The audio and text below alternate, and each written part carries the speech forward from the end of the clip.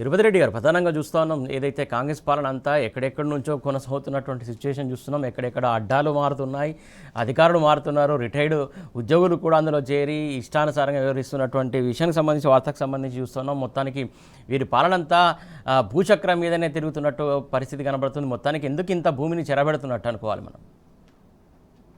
ఏమి లేదండి. ఇప్పుడు భారతదేశం లోపల కొంచెం అత్యంత సంపద అంటే విలువ ఉన్నటువంటి భూములు తెలంగాణలో ఉన్నాయి, హైదరాబాద్ చుట్టుపక్కల ప్రాంతాల్లో ఉన్నాయి, బెంగళూరు చుట్టుపక్కల ప్రాంతాల్లో కర్ణాటకలో ఉన్నాయి. ఈ రెండు రాష్ట్రాల్లోనే అంటే ప్రధానంగా ఈ రెండు రాష్ట్రాల్లో, మిగతా రాష్ట్రాల్లో హిమాచల్ ప్రదేశ్లో అక్కడిక్కడ ఉండే, ఈ మధ్య కేరళలో వచ్చింది, కానీ వాటి మన పరిగణలో తీసుకోవాల్సిన అవసరం లేదు. ముఖ్యంగా కర్ణాటక, తెలంగాణ ఈ రెండు రాష్ట్రాల లోపల ఉన్నటువంటి కాంగ్రెస్ ప్రభుత్వానికి అసైన్మెంట్ ఇచ్చారు. అక్కడ ముఖ్యమంత్రికి, ఇక్కడ ముఖ్యమంత్రి రేవంత్ రెడ్డి గారికి, అక్కడ కర్ణాటక ముఖ్యమంత్రి ఇప్పుడు డికే శివరావు ఒకరికి ఒక అసైన్మెంట్. దేశంలో కాంగ్రెస్ పార్టీకి కావాల్సిన ఖర్చులన్నీ కూడా వీళ్ళు నెల నెల మూటలు పంపాలి ఢిల్లీకి. మరి పంచాలంటే వీళ్ళు రేవంత్ రెడ్డి గారు మరి ఎక్కడి తీసుకొస్తారు?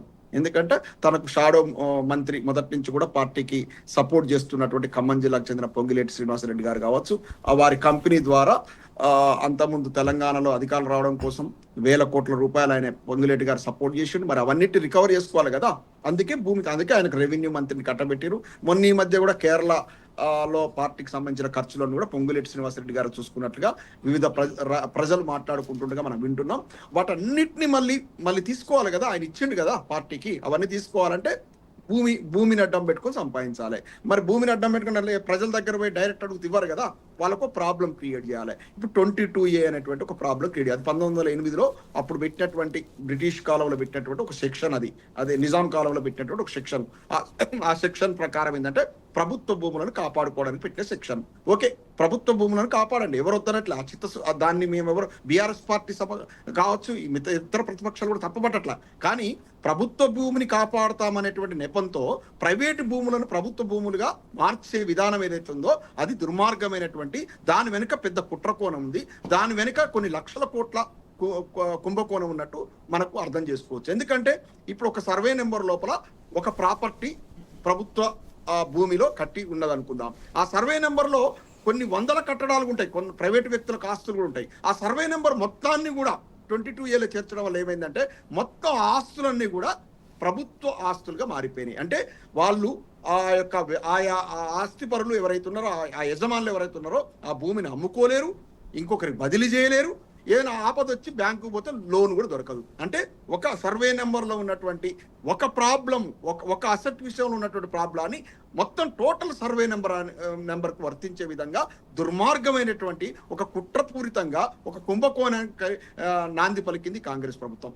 బెస్ట్ ఎగ్జాంపుల్ తీసుకున్నట్లయితే ఎర్రగడ్డ ప్రాంతం లోపల జనప్రియ, వాసవి, సిటాడెల్ ఇట్లాంటి అపార్ట్మెంట్లు ఉన్నాయి. అక్కడ సుమారు 5,000 కుటుంబాలు. అక్కడ ఏదో 2-3 ప్రాపర్టీస్ గవర్నమెంట్ డిస్ప్యూట్లో, గవర్నమెంట్ ప్రాపర్టీనా ప్రైవేట్ ప్రాపర్టీనా ఒక డిస్ప్యూట్లో ఉంటే మొత్తం టోటల్ సర్వే నెంబర్కు ఈ 22A సెక్షన్లో అమలుపరచడం వల్ల ఇవాళ 5,000 కుటుంబాలు నివసిస్తున్నటువంటి ఆ యొక్క అపార్ట్మెంట్లు వాళ్ళు అమ్ముకోలేరు, ఇంకోరు బదిలీ చేయలేరు, లోన్ కూడా తీసుకొచ్చుకోరు. వాళ్ళంతా కూడా రోడ్డున పడ్డ పరిస్థితి. వాళ్ళకే తెలియదు వాళ్ళ ఆస్తులు మొత్తం కూడా ఇవాళ వాళ్ళు ఇంకొకరికి అమ్ముకోలేరు అనే విషయం వాళ్ళకి చాలా మంది తెలియదు.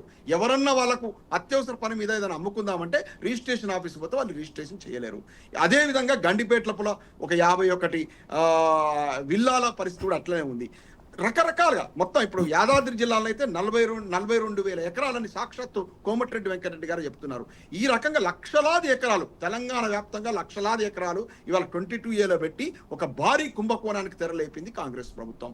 దీని మీద ప్రజల నుంచి తీవ్ర వ్యతిరేకత వచ్చి, ప్రతిపక్షాల నుంచి ముఖ్యంగా బీఆర్ఎస్ పార్టీ నుంచి తీవ్రమైనటువంటి వ్యతిరేకత రావడంతో అప్పుడు వెనక్కి తగ్గి క్షమాపణలు చెప్పిండు పొంగులేటి శ్రీనివాసరెడ్డి గారు. ఈయన క్షమాపణలు చెప్పగానే అయిపోతుందా? ఇవాళ ఎట్లా అంటే ఎందుకు పెట్టిరు, ఎందుకు చేసిరు, దీనికి సంబంధించినటువంటి బాధ్యత ఎవరు తీసుకోవాలి? సంబంధిత మంత్రిగా పొంగులేటి శ్రీనివాసరెడ్డి గారు బాధ్యత తీసుకోవాలి. వారు రాజీనామా చేయాలి. ఏమాత్రం చిత్తశుద్ధి ఉన్నా కూడా వారు రాజీనామా చేయాలి. ఎందుకంటే అతని యొక్క పాలనా వైఫల్యం అది. దీని వెనుక ఏదైతేనేది నిగ్గు తేల్చాల్సిన అవసరం ఉంది. ఇది ఒక భారీ కుంభకోణం, లక్షల కోట్ల కుంభకోణం. సాక్షాత్తు కాంగ్రెస్ పార్టీ మంత్రులే అంటున్నారు, కోమటిరెడ్డి వెంకటరెడ్డి గారే అంటున్నారు, కాంగ్రెస్ పార్టీ ఎమ్మెల్యేలు అంటున్నారు, ప్రజలంతా కూడా చర్చించుకుంటున్నారు. దీని మీద ఒక వైట్ పేపర్ రిలీజ్ చేయాలి. ఎందుకు పెట్టిర్రు, ఎందుకు పెట్టాల్సి వచ్చింది, ఎందుకు ఇట్లా చేసిర్రు? ఎందుకంటే ప్రభుత్వ భూములను కాపాడుతామనేటువంటి ఒక నెపంతో ప్రైవేట్ ఆస్తులను ప్రభుత్వ భూములుగా ఎట్లా మారుస్తారు, ప్రభుత్వ ఆస్తులుగా ఎట్లా మారుస్తారు? ఇది ఎంత తీవ్రమైనటువంటి విషయం. అంటే ఇప్పుడు అందుకే ఇంతకుముందు మన బీఆర్ఎస్ పార్టీ ప్రతినిధి చెప్పినట్లుగా వీళ్ళ యొక్క ఆలోచనలు మొత్తం కూడా భూమి చుట్టే జరుగుతూ ఉన్నాయి. ఎందుకంటే సాక్షాత్ ముఖ్యమంత్రి గారే రియల్ ఎస్టేట్ వ్యాపారం నుంచి వచ్చినటువంటి వ్యక్తి. పొంగులేటి శ్రీనివాసరెడ్డి గారు ఒక కార్పొరేటు. భారతదేశం యొక్క సంపద అంతా కూడా ఏ విధంగానైతే ఆదాని అంబానీ చేతుల్లో అట్లా కబంధ హస్తాల లోపల చిక్కుకుపోయిందో, ఇక్కడ కూడా తెలంగాణలో కూడా ఈ కార్పొరేట్, ఈ సూడో ముఖ్యమంత్రి కావచ్చు, ఏదో షాడో ముఖ్యమంత్రి, సూడో ముఖ్యమంత్రి కావచ్చు, అతని ఆ మంత్రి ఆధీనంలోని ఉన్నటువంటి కంపెనీ ఈ యొక్క కబంధ హస్తాలు చిక్కుకుపోయింది. తెలంగాణ రాష్ట్రం దివాలా తీసే పరిస్థితి వచ్చింది ఇవాళ. ఎందుకంటే హైదరాబాద్ అనేది తెలంగాణకు గుండెకాయ. హైదరాబాద్ లోపల హైడ్రా దెబ్బతోనే రియల్ ఎస్టేట్ రంగం కుదేలైపోయింది. ఇప్పుడు 22A వల్ల రిజిస్ట్రేషన్ మొత్తం అయిపోయి రాష్ట్ర ఆదాయం పడిపోతుంది. హైదరాబాద్లో ఆదాయం పడిపోయినట్లయితే ఆ ప్రభావం మొత్తం తెలంగాణ రాష్ట్రం మొత్తం మీద పడుతుంది. ఎందుకంటే ముఖ్యంగా ఎన్ఆర్ఐస్ సంవత్సరానికి 4-5 లక్షల కోట్లు రెమిటెన్స్ రూపంలో హైదరాబాద్లో పెట్టుబడులు వస్తున్నాయి. ఇప్పుడు అవన్నీ ఆగిపోయినాయి. ప్రతి ఒక్కరు అభద్రతా భావానికి గురవుతున్నారు. ఇక్కడ హైదరాబాద్లో ఇన్వెస్ట్ చేసినట్లయితే రేపు ప్రభుత్వం తీసుకున్నటువంటి ఇట్లాంటి అనాలోచిత చర్యలు, ఇట్లాంటి కుట్ర కోణంలో చేసేటువంటి చర్యలు, ఇట్లాంటి కుంభకోణాలకు సంబంధించిన చర్యలు చేయడం వల్ల మా ఆస్తులకు ప్రమాదం ఏర్పడుతుంది. ఎందుకు అంటే ఒక అభద్రతా భావం వచ్చినట్లయితే ఉన్న వాళ్ళ ఆస్తులు అమ్ముకొని బయటికి వెళ్ళిపోతారు. కాబట్టి ఇలా హైదరాబాద్లో రియల్ ఎస్టేట్ రంగం కుదేలైపోయింది. ఈ ప్రభావం తెలంగాణ రాష్ట్రం మొత్తం కూడా ఆర్థిక వ్యవస్థ మీద పడతా ఉంది. అందుకే ఇవాళ మనకు రావాల్సినటువంటి ఆదాయం రావట్లేదు. కాబట్టి లోటు బడ్జెట్ ఏర్పడ్డది. నిన్నటిదాకా కేసీఆర్ గారి ప్రభుత్వం లోపల ఉన్నటువంటి ఒక అభివృద్ధి రంగంలో దూసుకుపోయినటువంటి తెలంగాణ ప్రగతి అంతా కూడా ఇవాళ నేల వైపు చూస్తూ ఉంది. ఇవాళ మొత్తం తెలంగాణ రాష్ట్రం మొత్తం దివాలా తీసి ప్రతి నెల 7 నుంచి 8 వేల కోట్ల అప్పు తీసుకొస్తే కానీ కనీసం జీతభత్యాలు ఇవ్వలేని పరిస్థితికి వచ్చిందంటే ఈ యొక్క కాంగ్రెస్ ప్రభుత్వం యొక్క వైఫల్యం, అవినీతి ప్రజ్వరిల్లడం, భారీ కుంభకోణాలు, భూమి చుట్టూ భూమి కొన్ని వందల ఎకరాలు, కొన్ని వేల ఎకరాల ల్యాండ్ బ్యాంకును సంపాదించుకుంటున్నారు కాంగ్రెస్ పార్టీ పెద్దలంతా కూడా, ప్రభుత్వ పెద్దలంతా. దీని మీద మొత్తం నిగ్గు తెల్లాల్సిన అవసరం ఉంది. ప్రజలంతా కూడా కళ్ళు తెరవాల్సిన అవసరం ఉంది. ప్రజలందరికీ కూడా మనలాంటి మేధావులు కావచ్చు, ఈ జర్నలిస్టులు కావచ్చు, వీళ్ళందరూ కూడా జనాలను జాగృతం చేయాల్సినటువంటి ఆవశ్యకత ఎంతైనా ఉంది. లేదంటే తెలంగాణ మునగడం ఖాయం. హైదరాబాద్ దివాలా తీసిందంటే తెలంగాణ రాష్ట్రం మొత్తం కూడా దివాలా తీసినట్లు అవుతుంది.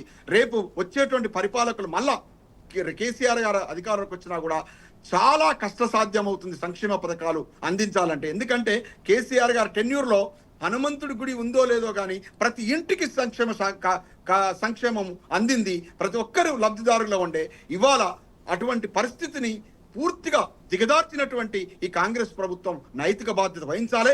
నా దృష్టిలో అయితే ఈ కాంగ్రెస్ ప్రభుత్వానికి ఒక్క నిమిషం కూడా అధికారంలో ఉండేటువంటి అర్హత లేదు. తెలంగాణ రాష్ట్రాన్ని మొత్తం సర్వనాశనం చేసినటువంటి 2.5 ఏళ్లలే సర్వనాశనం చేసినటువంటి చరిత్రను మూటగట్టుకుంది ఈ దిక్కుమాల కాంగ్రెస్ ప్రభుత్వం అని నా యొక్క ప్రగాఢ విశ్వాసం.